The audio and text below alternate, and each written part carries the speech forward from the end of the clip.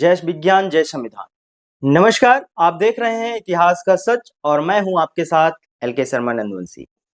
उत्तर प्रदेश की राजधानी लखनऊ, जिसका इतिहास जितना गौरवशाली है, आज उसके संस्थापक को लेकर एक नया विवाद खड़ा करने की कोशिश की जा रही है। सोशल मीडिया से लेकर राजनीतिक गलियारों तक कुछ लोग इतिहास की किताबों को दरकिनार कर एक नया नैरेटिव गढ़ रहे हैं।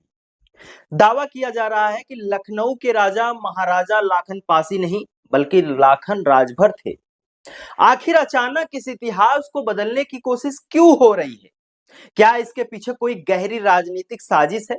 क्या पासी और राजभर समाज को आपस में लड़ाकर वोटों की रोटियां सेकने का खेल शुरू हो गया है?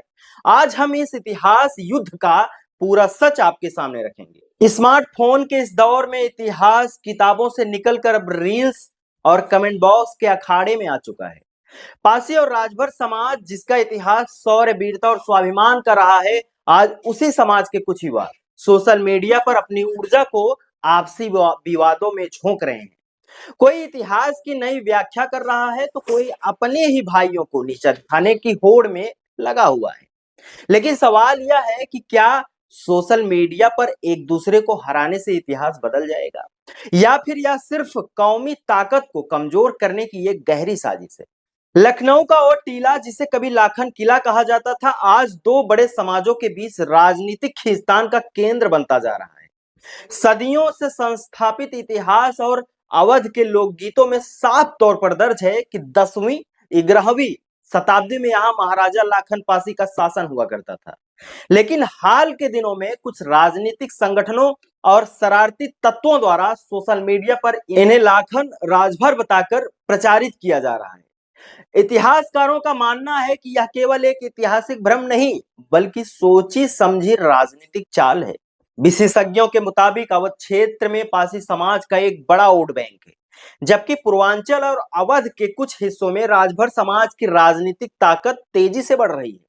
दोनों ही समाज पराक्रमी और राष्ट्रभक्त रहे हैं, लेकिन कुछ लोग इन दोनों जातियों के बीच वर्चस्व की लड़ाई करवाना चाहते हैं ताकि दोनों समाजों के गौरवशाली अतीत को आपस में उलझा दिया जाए। साथियों, इस भ्रम को दूर करने के लिए हमें गजेटियर और ऐतिहासिक साक्ष्यों को देखना होगा। चलिए आपको 3 बड़े फैक्ट्स बताता हूं जो इस मिथक को पूरी तरह खारिज करता है। फैक्ट नंबर 1, ब्रिटिश कालीन गजेटियर।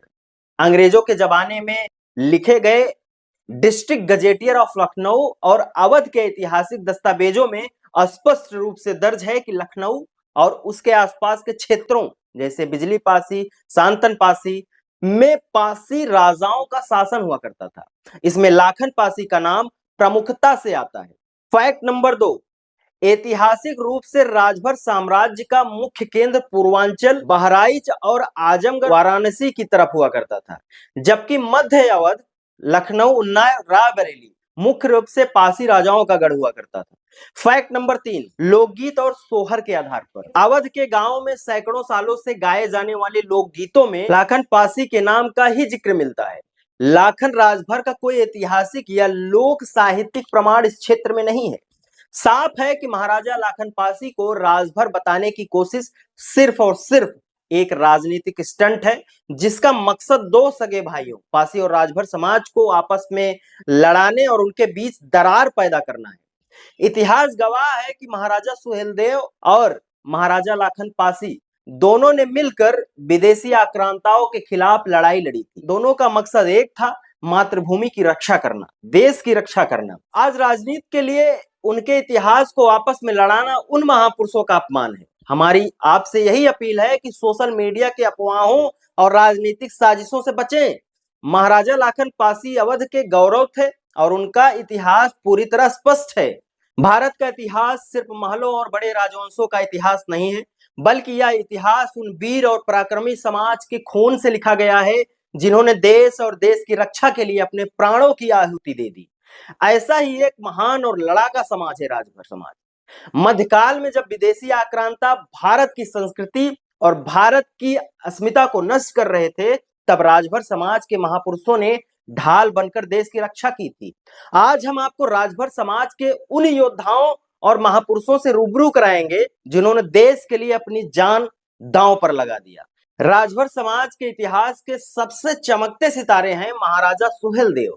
11वीं शताब्दी में जब महमूद गजनवी के भांजे सैयद सालार मसूद गाजी ने भारत पर आक्रमण किया और देश में कत्लेआम मचाया, तब महाराजा सुहेलदेव ने अवध और पूर्वांचल के राजाओं को एकजुट किया था।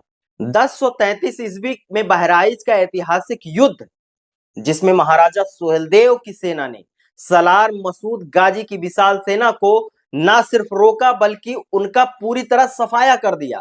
इस युद्ध में गाजी मियां मारा गया। पूर्वांचल के आजमगढ़ और मऊ क्षेत्र में महाराजा कनक देव राजभर का शासन हुआ करता था। उन्होंने अपने क्षेत्र को विदेशी आक्रांताओं और लुटेरों से पूरी तरह सुरक्षित रखा। उनके समय में राजभर सेना इतनी मजबूत थी कि दिल्ली सल्तनत के सुल्तान भी इस क्षेत्र में कदम रखने से कतराते थे। कनक देव ने कई जन कल्याणकारी कार्य किए और किलों का निर्माण कराया। जौनपुर और उसके आसपास के क्षेत्रों में राजा मंगलदेव राजभर का शासन हुआ करता था। इतिहासकार बताते हैं कि जब तुर्क और गुलाम वंश के संस्थापक गंगा यमुना के दोआब क्षेत्र को जीतने हुए आगे बढ़ रहे थे, तब राजा मंगलदेव ने गुरिल्ला युद्ध नीति, छापामार युद्ध जिसे कहा जाता है, अपनाकर तुर्क सेनाओं के छक्के छुड़ा दिए थे। उन्होंने अपनी अंतिम सांस तक गुलामी स्वीकार नहीं की थी। गाजीपुर, बलिया और बिहार के सीमावर्ती इलाकों में राजा मदन राजभर और राजा भोज राजभर जैसे प्रतापी राजाओं का शासन हुआ करता था। इन्होंने स्थानीय स्तर पर छोटे छोटे राज्यों को मिलाकर एक मजबूत संघ बनाया था। जब भी कोई बाहरी ताकत काशी या मगध की तरफ बढ़ती थी तो राजभर समाज के योद्धा दीवार बनकर खड़े हो जाते थे। राजभर समाज का योगदान सिर्फ मध्यकाल तक सीमित नहीं रहा। जब देश में अंग्रेजों का शासन आया, तब 1857 की क्रांति और उसके बाद से स्वतंत्रता संग्राम में पूर्वांचल और अवध के हजारों राजभर युवाओं ने लाठियां, गड़ासे और तलवारें लेकर ब्रिटिश सेना का मुकाबला किया। अंग्रेजों ने इस समाज की विद्रोही प्रकृति से डरकर इन्हें क्रिमिनल ट्राइब्स एक्ट के तहत प्रताड़ित भी किया, लेकिन राजभर समाज ने कभी झुकना नहीं सीखा। इस पूरे विवाद का सार यही है कि इतिहास कभी आपस में लड़ाने के लिए नहीं बल्कि सीख लेकर आगे बढ़ने के लिए होता है। पासी और राजभर दोनों ही समाज का गौरवशाली अतीत रहा है और दोनों की मंजिल एक ही है। सोशल मीडिया की इस निरर्थक जंग को छोड़कर युवाओं को कलम थामनी होगी, शिक्षित होना होगा और अपनी ऊर्जा को समाज के उत्थान में लगाना होगा। जब तक युवा आपसी मतभेद भुलाकर एकजुट नहीं होंगे, तब तक महापुरुषों का सपना अधूरा रहेगा। आप बने रहिए हमारे साथ, देखते रहिए इतिहास का सच। मैं एल के शर्मा नंदवंशी, बहुत बहुत शुक्रिया।